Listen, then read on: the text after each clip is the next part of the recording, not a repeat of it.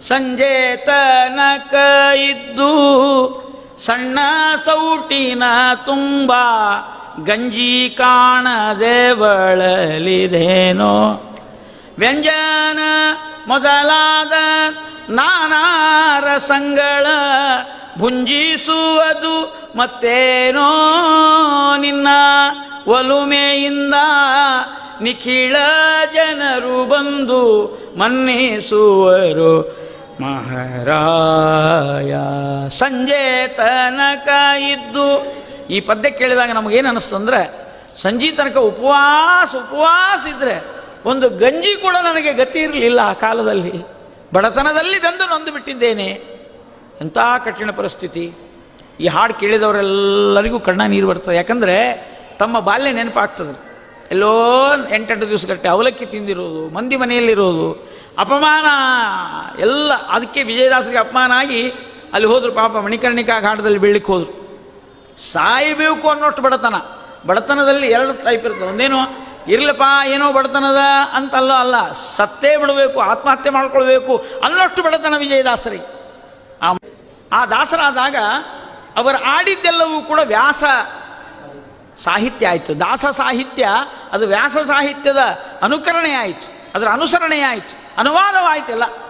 ತಕ್ಷಣದಲ್ಲಿ ಅವರಿಗೆ ಗೌರವಿಸಿ ಕರೆದು ಊಟಕ್ಕೆ ಕೂಡಿಸಿದ್ದಾರೆ. ವಿಜಯದಾಸರ ಭೋಜನದ ಅಂದರೆ ಹಸುವೆಯಿಂದ ಬೆಂದು ನೊಂದ ಅವರಿಗೆ ಅವತ್ತು ಭೋಜನ ಎಂಥದ್ದು ಅಂದರೆ, ಎಲೆ ಹಾಕಿದ್ರಂತ ತಂಜಾವೂರು ಎಲೆ.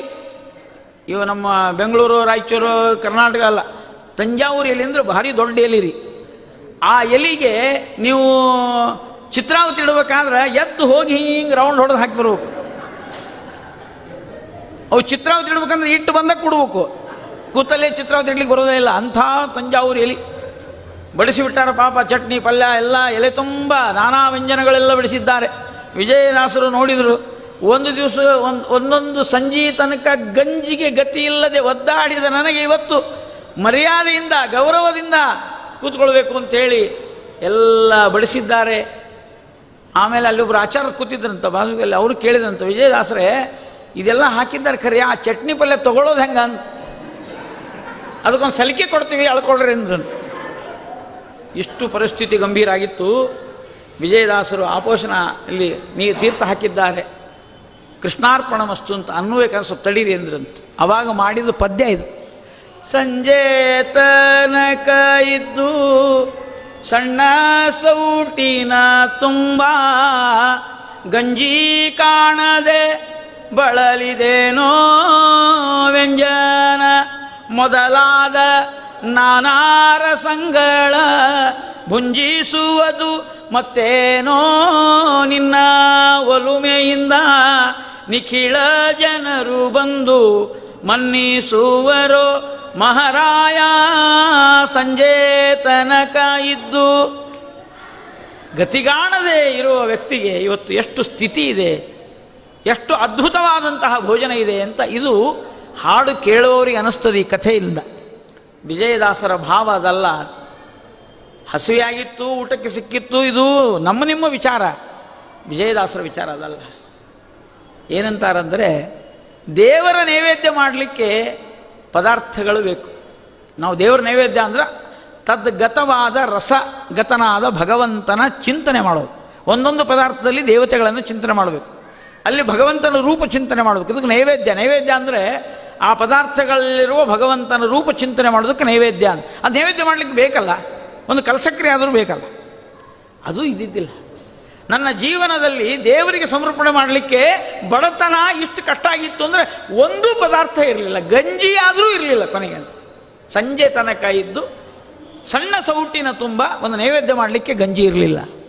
ಆದರೆ ಇವತ್ತು ಇಷ್ಟೆಲ್ಲ ವ್ಯಂಜನಗಳವಲ್ಲ, ಇಲ್ಲಿ ಇರುವ ಭಗವದ್ರೂಪವನ್ನು ಚಿಂತನೆ ಮಾಡುವ ಭಾಗ್ಯ ನನಗೆ ಸಿಕ್ತು ಅಂದರು ವಿಜಯದಾಸ. ಇದು ಒಂದರ್ಥ. ಇನ್ನೊಂದು ಅರ್ಥ ನೋಡೋಣ. ಗಂಜಿ ಅಂದ್ರೇನು? ಅನ್ನದ ಸಾರ. ಅನ್ನದ ಶಕ್ತಿ ಗಂಜಿಯಲ್ಲಿ ಇರ್ತದಲ್ಲ, ಅದು ಸಾರ. ಸಂಜೆ ತನಕ ಇದ್ದು ಗಂಜಿ ನನಗೆ ಸಿಗಲಿಲ್ಲ. ಅರ್ಥ ಏನು? ಇಡೀ ದಿವಸ ನಾನು ವ್ಯರ್ಥ ಸಮಯ ಕಳೆದೆ, ರಾಮಾಯಣದ ಸಾರ ತಿಳಿಲಿಲ್ಲ, ಹೇಳುವ ವಿದ್ವಾಂಸರು ನನಗೆ ಸಿಗಲಿಲ್ಲ,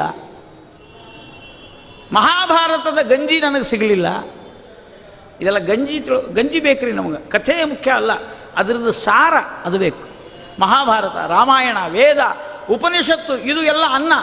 ಅನ್ನ ಅಂದರೆ ಪರಮಾತ್ಮ ಶಬ್ದವಾಚಕವಾದಂಥದ್ದು. ಅದರ ಸಾರ ಗಂಜಿ ನನಗೆ ಹೇಳುವವರು ಸಿಗಲಿಲ್ಲ ಅಂತಾರೆ ವಿಜಯದಾಸರು.